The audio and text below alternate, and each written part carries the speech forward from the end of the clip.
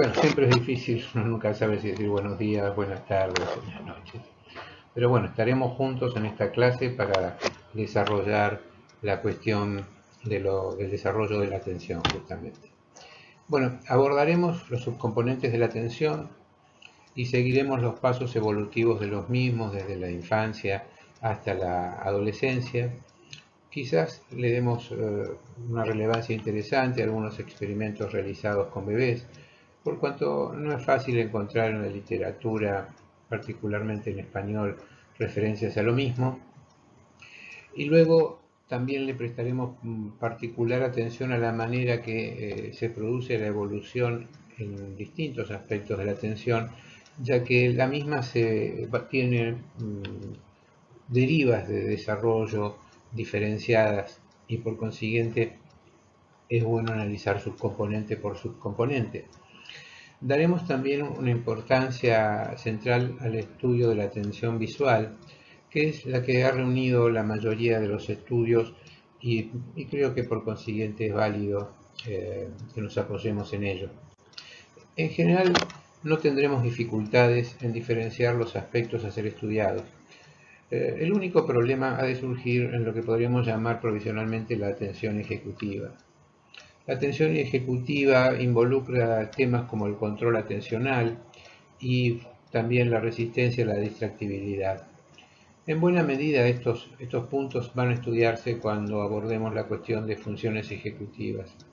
Así es que probablemente le demos poca o ninguna importancia salvo a la cuestión de la distractibilidad, por cuanto la resistencia a la distractibilidad tiene mucha vinculación con un fenómeno que se estudia mucho en funciones ejecutivas y en atención, que es la inhibición de la tendencia a responder frente a aquello que uno está particularmente condicionado, es decir, la inhibición de las respuestas prepotentes.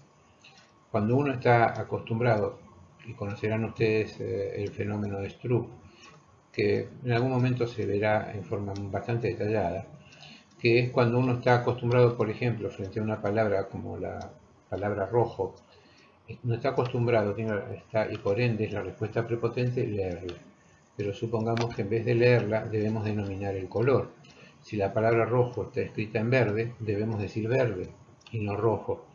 Ese fenómeno de Stroop, descubierto en los primeros años de la década del 30 del siglo pasado, ha sido el punto de partida de muchos estudios y formas diferentes de abordar la distractibilidad.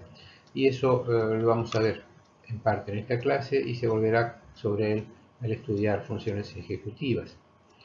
Por consiguiente, en forma sintética, queda muy claro que los objetivos de esta clase es estudiar los subcomponentes de la atención, la evolución de esos componentes a lo largo de la infancia y la dispar evolución que tienen, y prestar atención en particular a algunos procedimientos para evaluarlos a lo largo del tiempo.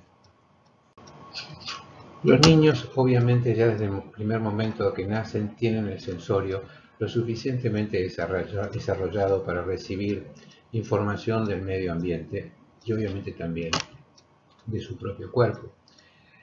Si lo vemos desde el punto de vista visual, es grande la cantidad de información que el niño recibe y ya desde pequeño debe nacer con alguna capacidad mínimamente para seleccionar esa información.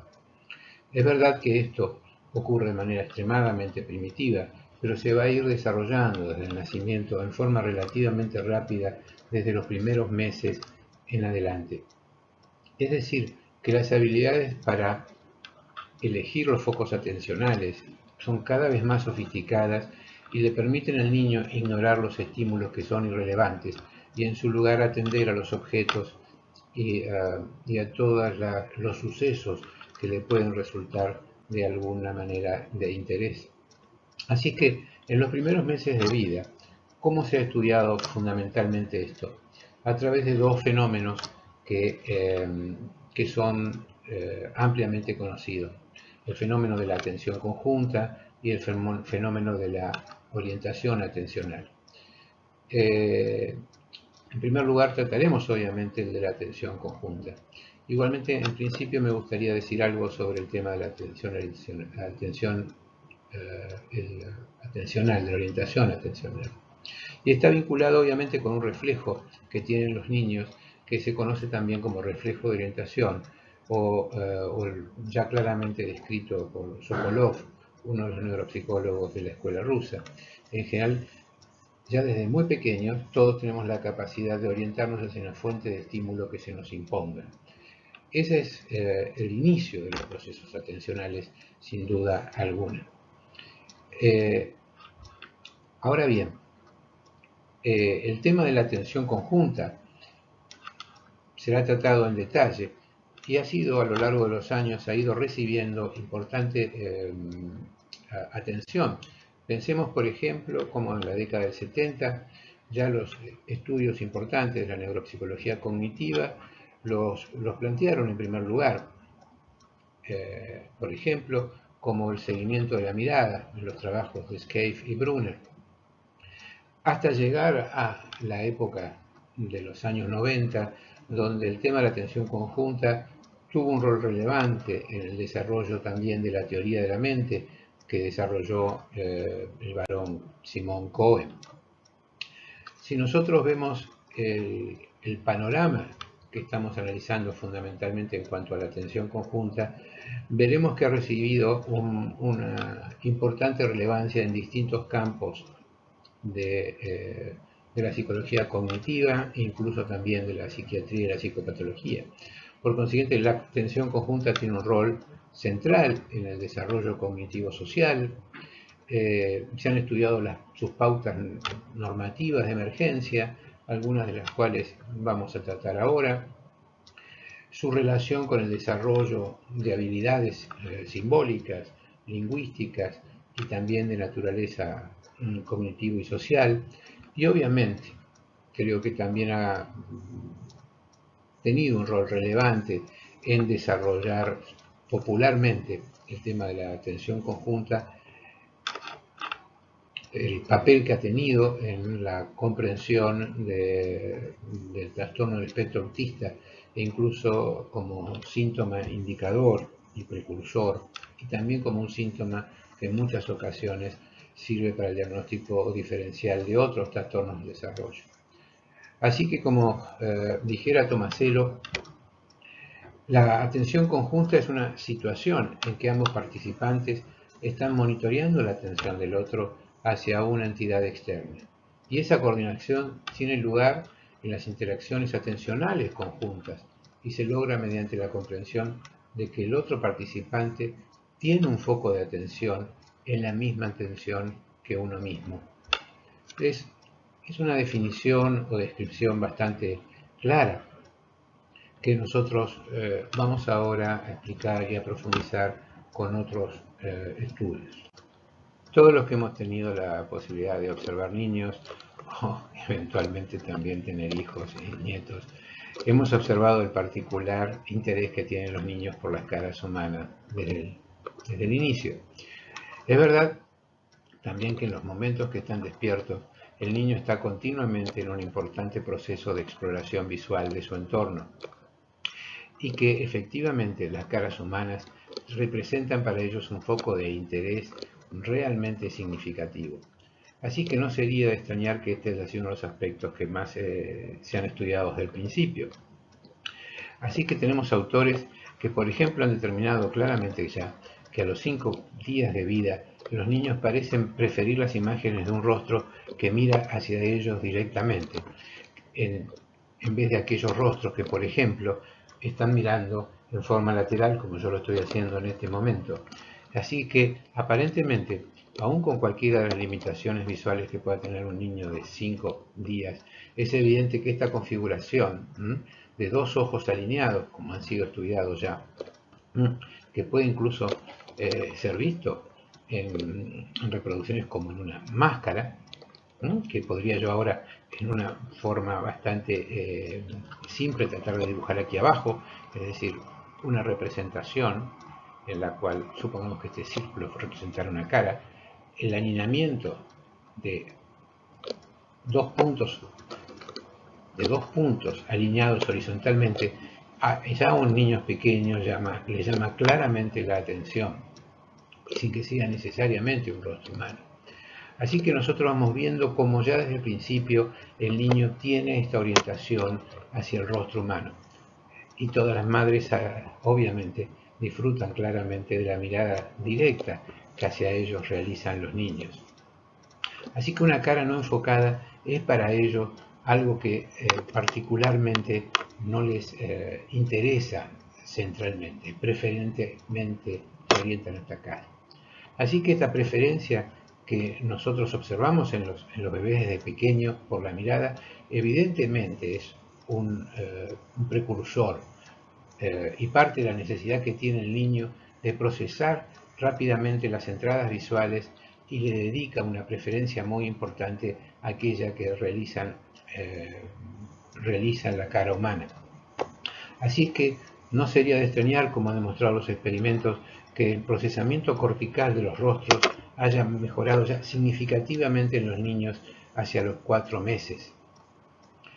También es evidente que el desarrollo del cerebro, y si recuerdan alguna otra clase anterior, habrán visto que uno de los formatos de desarrollo del cerebro es el proceso de frontalización, es decir, cómo los procesos posteriores se van unificando con la actividad frontal. Y entonces vamos a encontrar cómo ya a los 3 meses un niño puede evitar la atención de un rostro para seguir la mirada de otra persona. Ahí de vuelta encontramos un típico punto de solapamiento entre la atención y lo que mucho tiempo después vamos a ver como concepto de funciones ejecutivas, porque ahí está hablando de un elemento de control. Por eso es que para algunos autores el estudio del control atencional es central.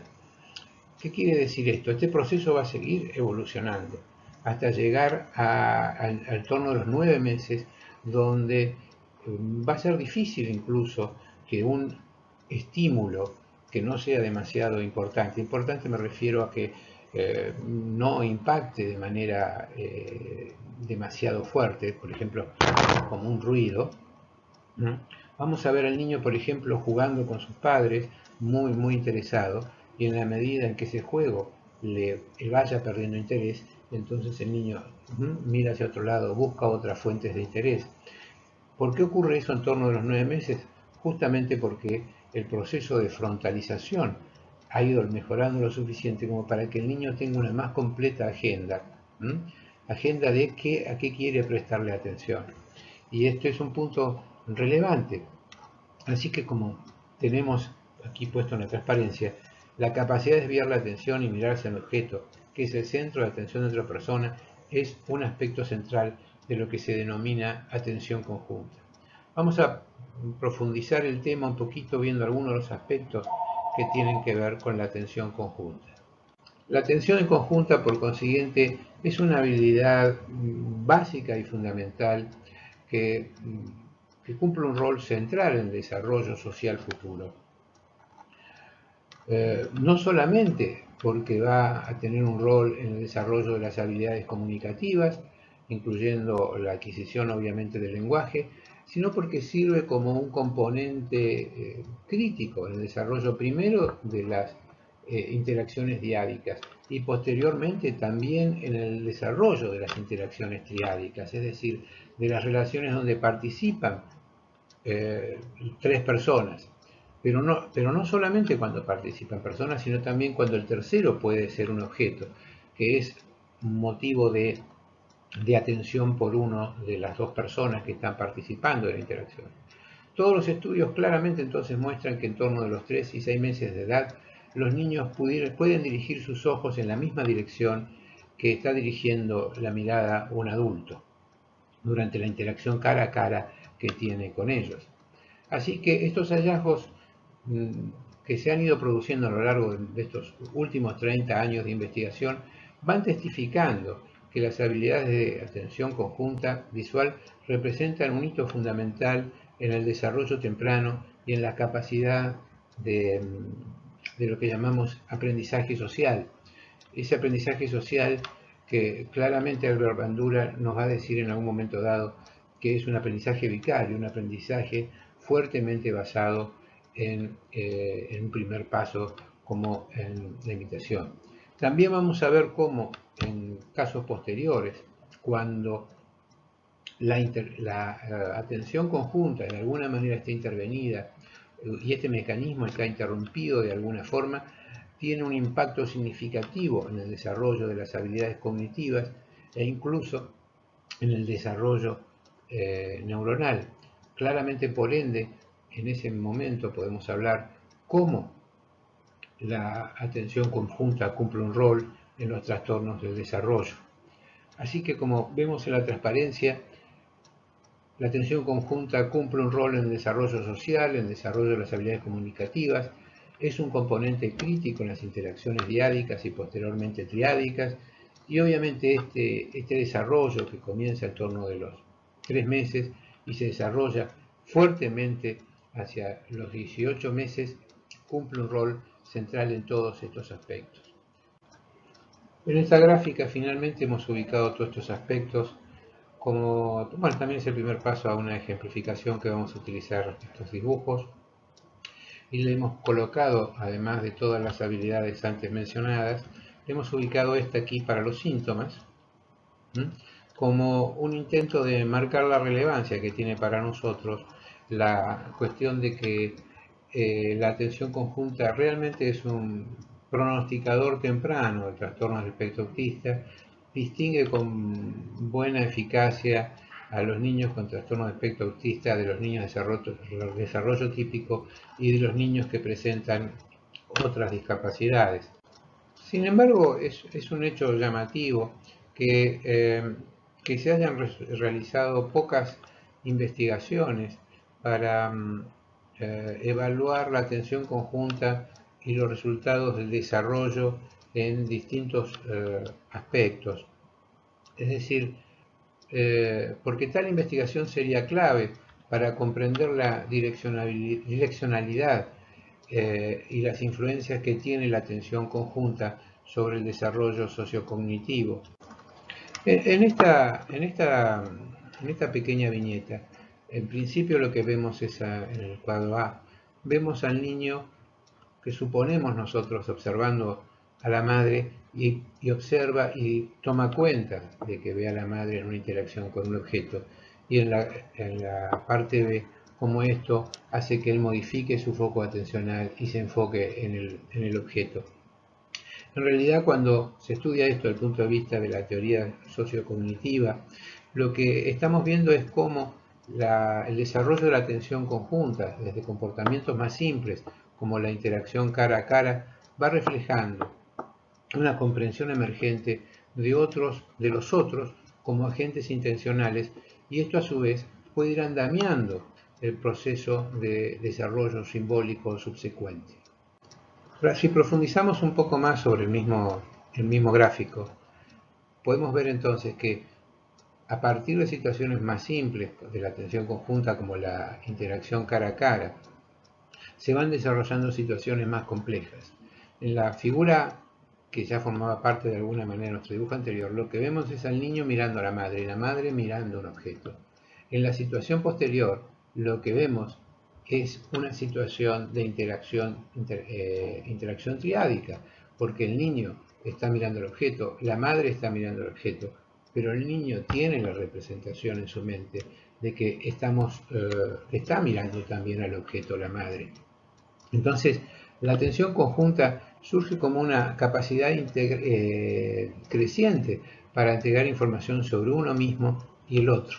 Así que cuando estudiamos la atención conjunta, prestamos atención no solamente al concepto básico de atención, sino a la manera en cómo los procesos atencionales se involucran en todo el proceso de desarrollo cognitivo. En esta representación de la atención conjunta, lo que vemos es, en primer lugar, al niño que está atendiendo un objeto. En segundo lugar, que el niño exhibe una orientación diádica hacia la madre. Y que, en tercer lugar, se produce un señalamiento del objeto. En la medida que esto ocurre, habilita la segunda situación en que tanto la madre como el niño miran el objeto. El niño mira el objeto no solamente porque la madre está mirando el objeto, sino también porque lo señala. Y al señalarlo puede acompañarlo de una palabra. En esto es lo que a veces vemos como se produce un andamiaje de la atención conjunta en el desarrollo comunicacional. Ocurre que la atención conjunta ocurre en muchos contextos que no están relacionados con el aprendizaje de palabras, pero efectivamente pueden tener un rol en el aprendizaje de palabras.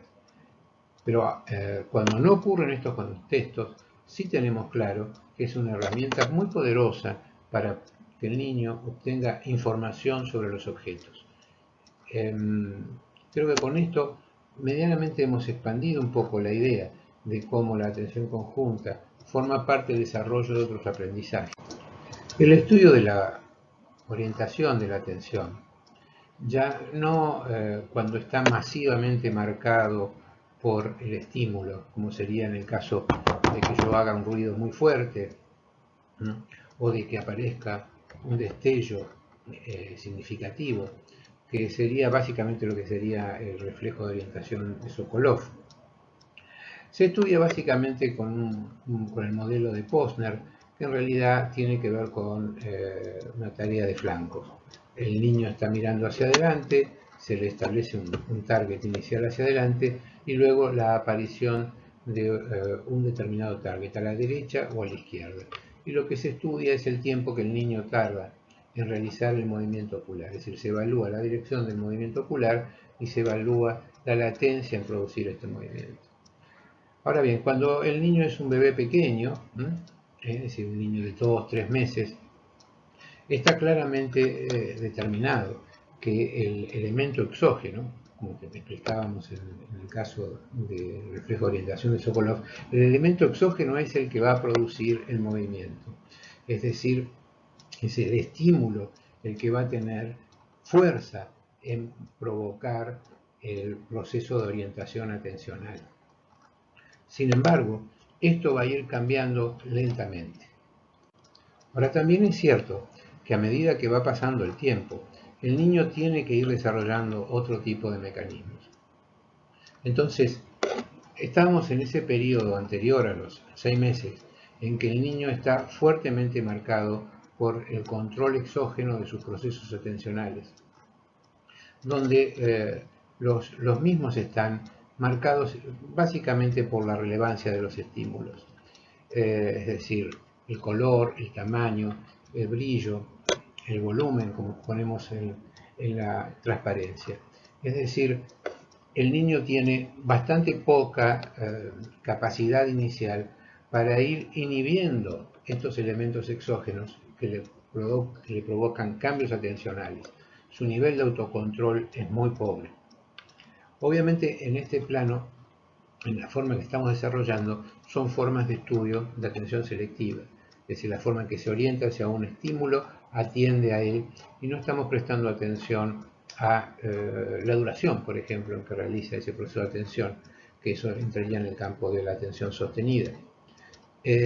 Entonces nos damos cuenta que la interacción exitosa en el proceso atencional requiere algún grado de balance entre la fuerza del estímulo y el control endógeno. Y esto es lo que va a ir cambiando progresivamente a lo largo del primer año. Es decir, durante ese periodo desde donde el niño empieza a tener un pequeño control atencional en torno de los 6 meses, 5 meses, 6 meses, hasta llegar al año, donde vamos viendo que él tiene mayor capacidad para seleccionar su estímulo e incluso puede inhibir otros estímulos relevantes para prestar atención que algo a él le interesa más. Ese proceso lleva aproximadamente hasta el año.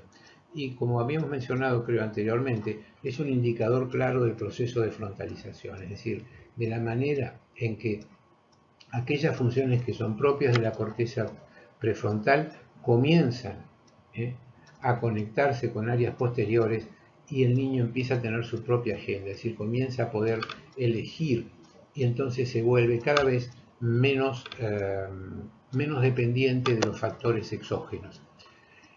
Este proceso en la atención selectiva es muy relevante.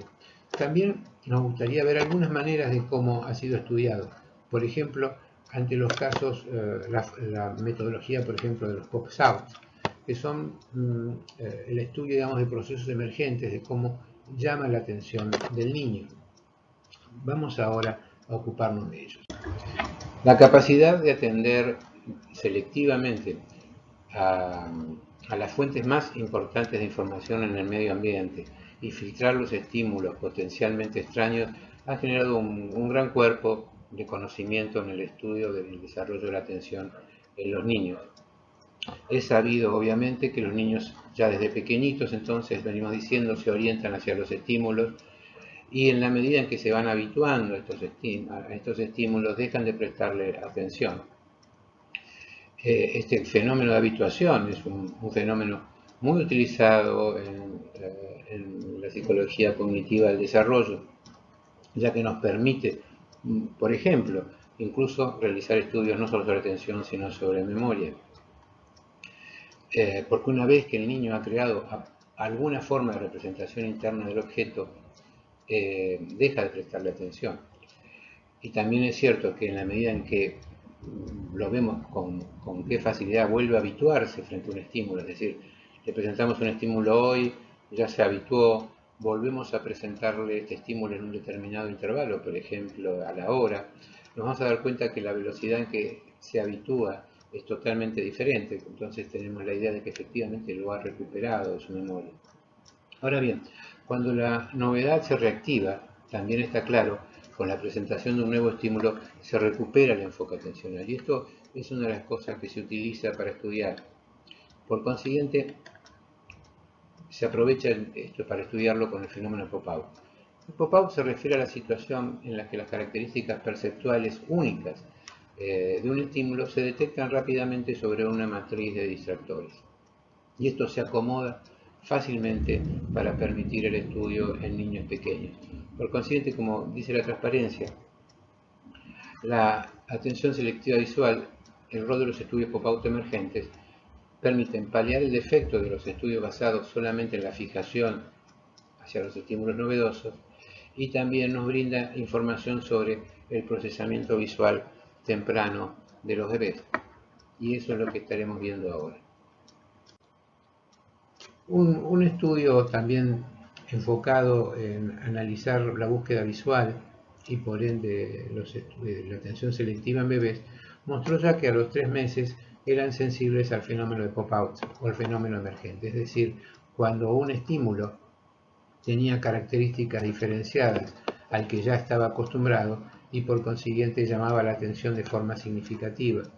Esto claramente se hizo a través de este móvil con letras L, con letras T y signos más, colgados sobre el niño, en cubos de aproximadamente 3 centímetros de color rosa. La idea básica era ver si el niño podía discriminar primero varios experimentos, entre ellos primero si podía discriminar las L de las T, presentó en general algunas dificultades con los signos más, que presentan características que dificultan la diferenciación. Luego trataron de ver si el niño podía realizar fácilmente estas discriminaciones 24 horas después, lo cual, más allá de ser un estudio de atención visual, también en el fondo es un estudio primigenio sobre el desarrollo de la memoria visual en niños. Efectivamente no pudieron los niños ser muy eficaces en reconocimiento a 24 horas. Sin embargo, resultaban bastante eficaces en el reconocimiento a 1 hora. Una de las características de estos estudios en los niños con 3 meses es la comparación que se hizo con los adultos. Y quizás la principal conclusión que sacaron los autores es que los fenómenos básicos de la búsqueda visual en situación de pop-outs, es decir, de cómo la persona enfrenta un estímulo novedoso frente a un estímulo frente al cual ya se ha familiarizado, ya están prácticamente establecidos cuando el niño tiene 3 meses de edad.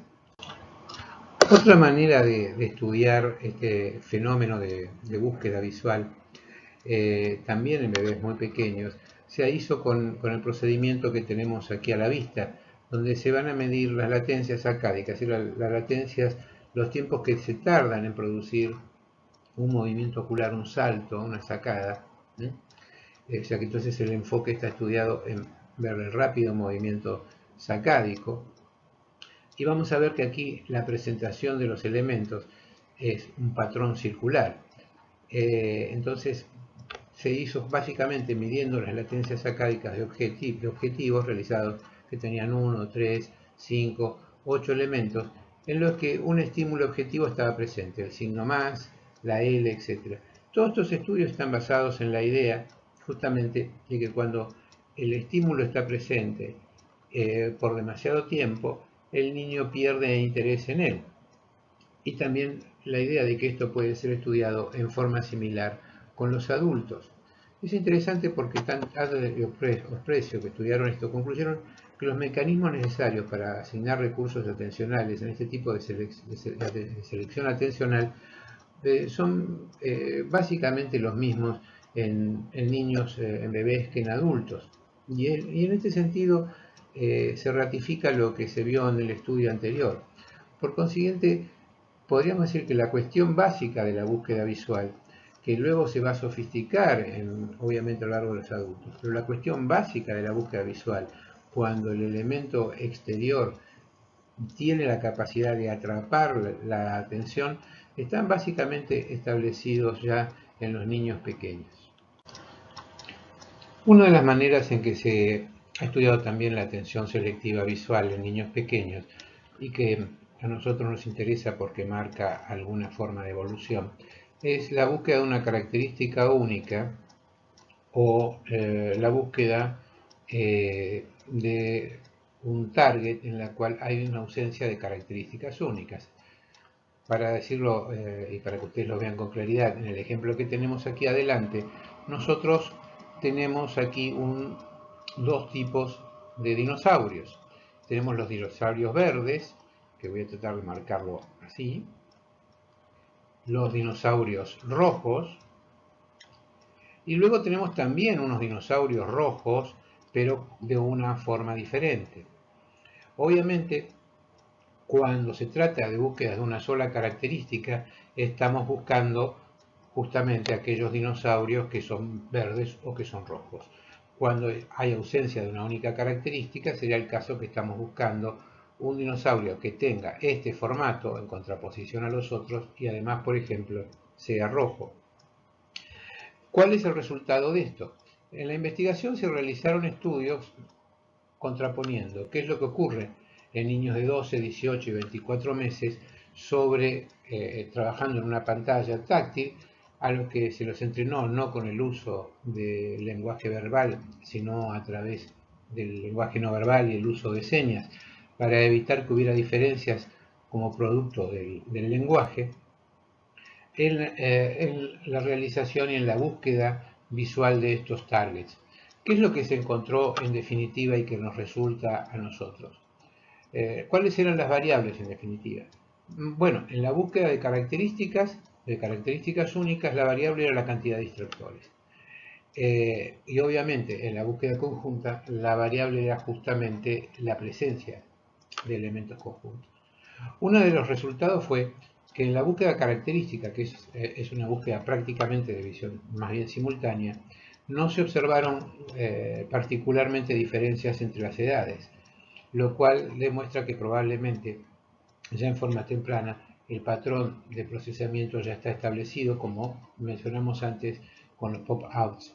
Sin embargo, cuando se trataba de la búsqueda conjunta y además se realizaba el estudio mediante el estudio de los tiempos de reacción, es decir, de cuánto tiempo tardaba el niño en golpear sobre el target, sí se observa un fenómeno incremento en función de la edad, con lo cual nos da la impresión que en la medida en que es necesario un procesamiento serial, uno detrás del otro, es decir, debe el niño primero descubrir una característica, luego debe descubrir otra característica, efectivamente sí hay un efecto basado entre la tarea y el tiempo.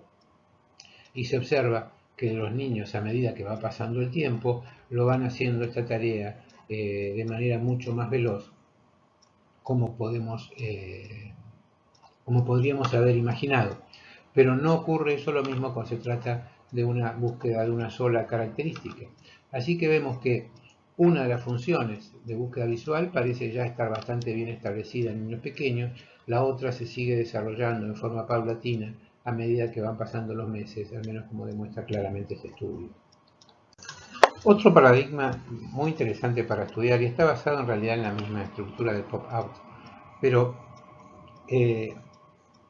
se basó más o menos en lo siguiente: en la presentación de una cantidad de estímulos en las cuales los niños tenían que elegir un target. En este caso, los targets obviamente son aquellos que están, algunos de los cuales ya están marcados, que son los círculos grandes, y los distractores, en realidad, dependiendo de la presentación, pueden ser círculos pequeños o círculos medianos.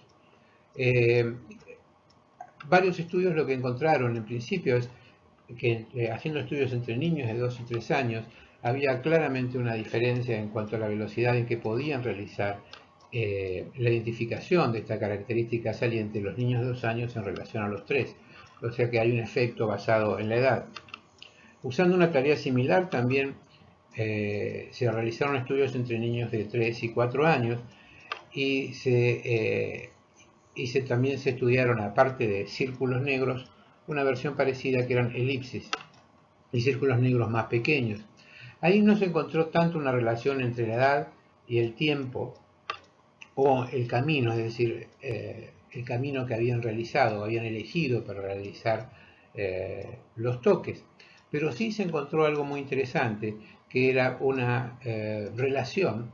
En ese estudio además se habían evaluado la capacidad de desarrollo verbal, se tenía una edad de desarrollo cognitivo a nivel verbal, y se dieron cuenta que en la medida en que había mejor desarrollo cognitivo, había también menor cantidad de errores. Significativamente también encontraron que había una relación entre la apreciación que los docentes tenían sobre la capacidad atencional general de los niños y la cantidad de errores, lo que demostró que la precisión entre la tarea tenía algún grado de relación con cuestiones más globales y no solo reflejaba la capacidad de discriminar los objetivos de las láminas. Estos estudios, por consiguiente, van mostrando que algunas de las características son claramente dependientes de la edad y otras características son también dependientes del nivel en que se encuentra el desarrollo evolutivo del niño en otras aptitudes. A partir de ahora vamos a estudiar el fenómeno de la atención sostenida o mantenimiento de la atención. En este concepto debemos igualmente comprender de que están involucradas dos fenómenos cercanos, pero no estrictamente similares.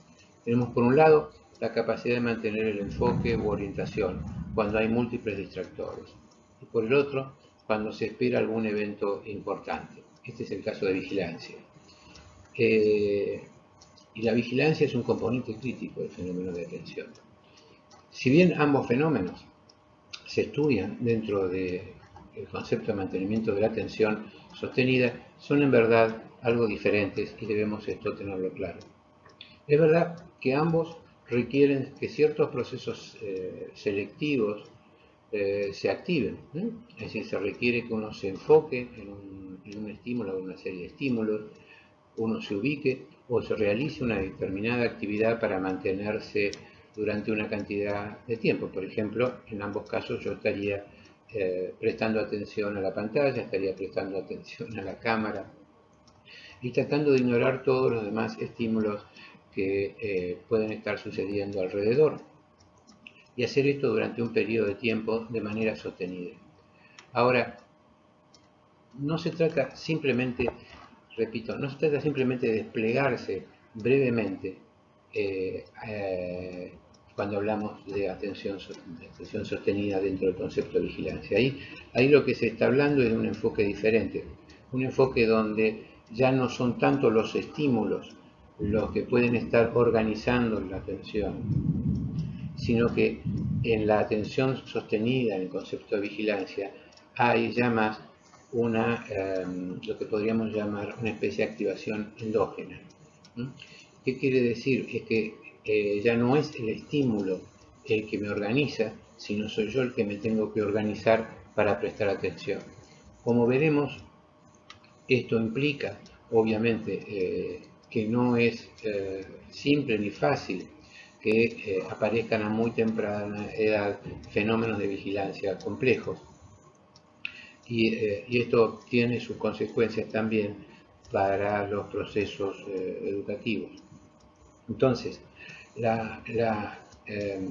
como hemos visto entonces en los estudios que exploran la atención selectiva, el niño va teniendo cambios sustanciales en la manera en que va percibiendo y atendiendo. Y esto también lo vamos a ver en el campo de la atención sostenida.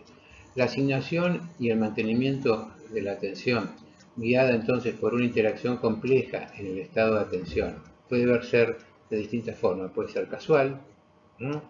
Como cuando uno está viajando, por ejemplo, en un colectivo sin prestar atención a algo en particular, o puede ser enfocada, como vemos en las circunstancias, por ejemplo, cuando común de cualquier niño en el aula, cuando el maestro o la maestra le llama, les pide atención para un momento de instrucción. Entonces, en esas circunstancias, cuando los estudiamos en bebés, vemos fundamentalmente cómo funcionan las características de los estímulos, la prominencia, y también se ha estudiado de forma extensa y predominantemente dentro del concepto de distracción, es decir, cuando hay estímulos que compiten con este estímulo prominente. Los cambios relacionados con la edad en ambos factores, es decir, tanto en el mantenimiento de la atención o la atención sostenida o en la vigilancia, han sido bastante bien estudiados y nos gustaría que nosotros pudiéramos tener algunas conclusiones porque como dije, son importantes para la comprensión del desarrollo del niño y tienen repercusiones también a nivel educativo.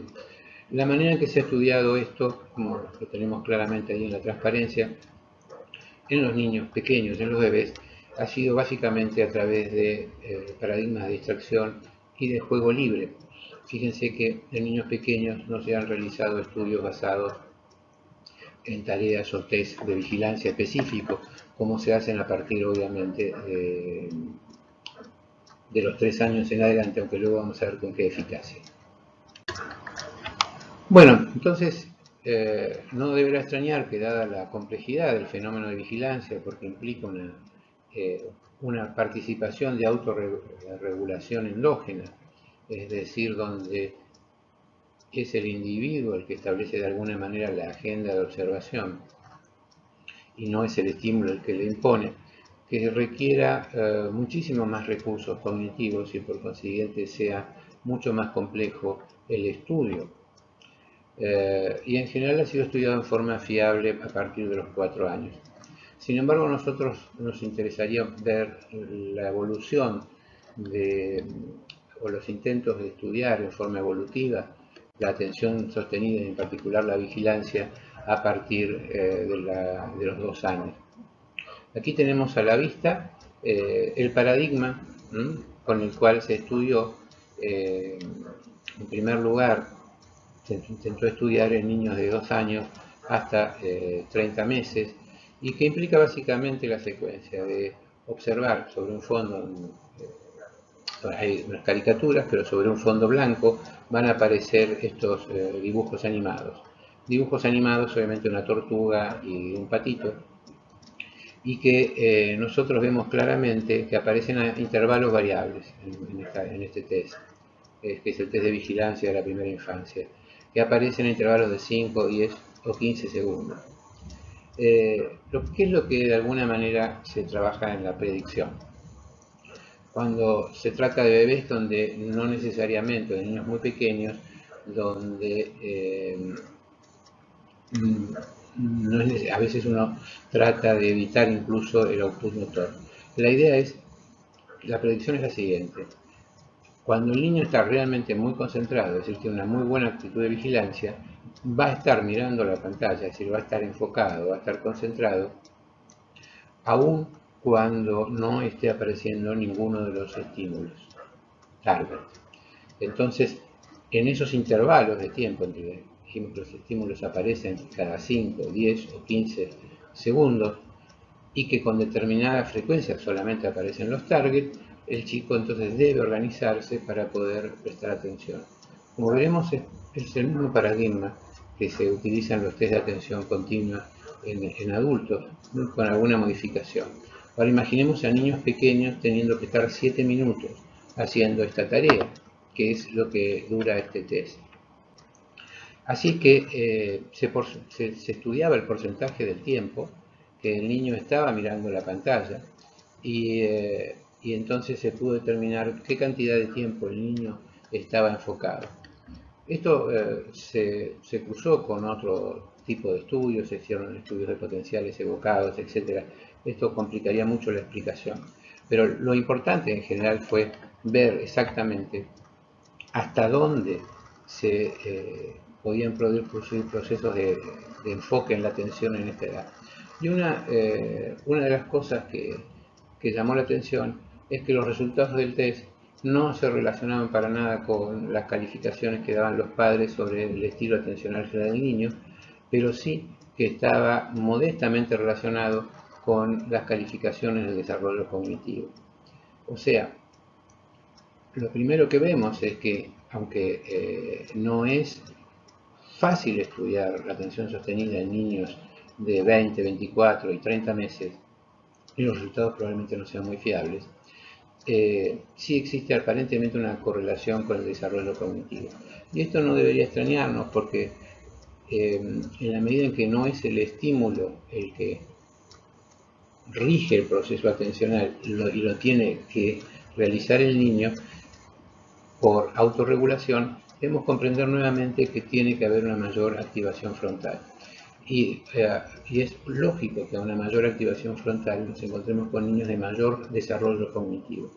No estoy diciendo en este plano hablando de mayor o menor coeficiente intelectual ni nada por el estilo. Estoy hablando en términos generales del desarrollo cognitivo en general.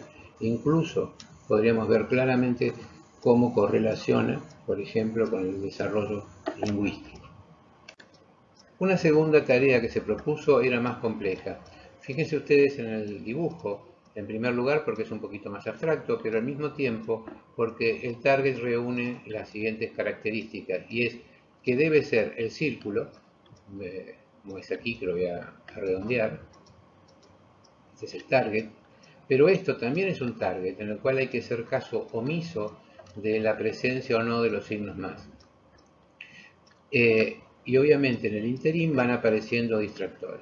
Cuando se realizó esta tarea en chicos de 3 años y medio a 4 años y medio, una de las cosas que se observó es que había muchísimas omisiones, es decir, aparecía el target y el niño no respondía. Aparecía el target y el niño no respondía. Y había muy pocas comisiones, es decir, errores por acción. O sea, no es que el chico actuaba, por ejemplo, cuando veía este estímulo o este estímulo. Por consiguiente, se vio que más del 50% o aproximadamente el 50% de los niños fallaban en la realización de las dos tareas, lo cual claramente muestra que no están todavía en condiciones de realizar apropiadamente estas tareas de vigilancia. Es decir, que hasta aproximadamente que los niños están en torno de los 4 años, realmente tienen una incapacidad importante, la gran mayoría de los niños, para completar tareas de vigilancia que tengan esta complejidad.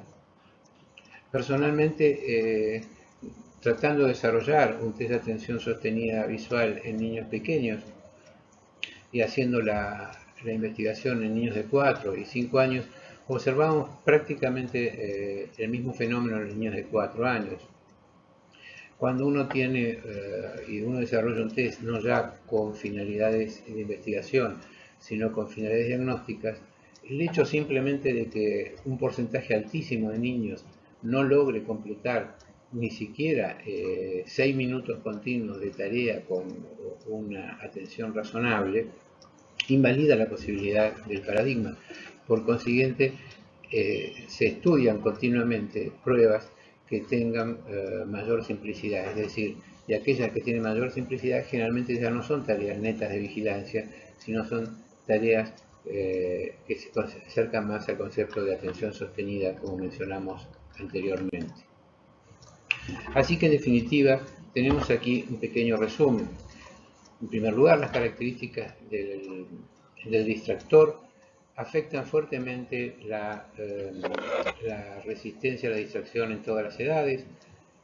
Los bebés de 6 meses y medio a 9 meses y medio son más distractibles en situaciones de atención casual que en situaciones de atención focalizada.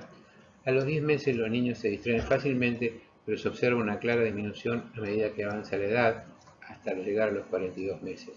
En general, los autores argumentan que el rendimiento impedido en los niños de 3 años y medio puede verse a su inmadurez relativa para mantener la atención a través de estímulos competitivos, pero a los 4 años son capaces de conectar las distracciones periódicas, pero no la distracción constante.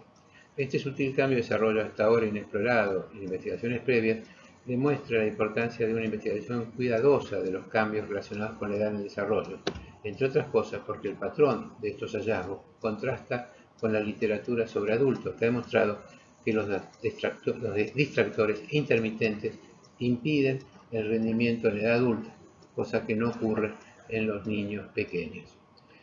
Con esto terminamos esta parte de la exposición de la atención sostenida en condiciones de vigilancia.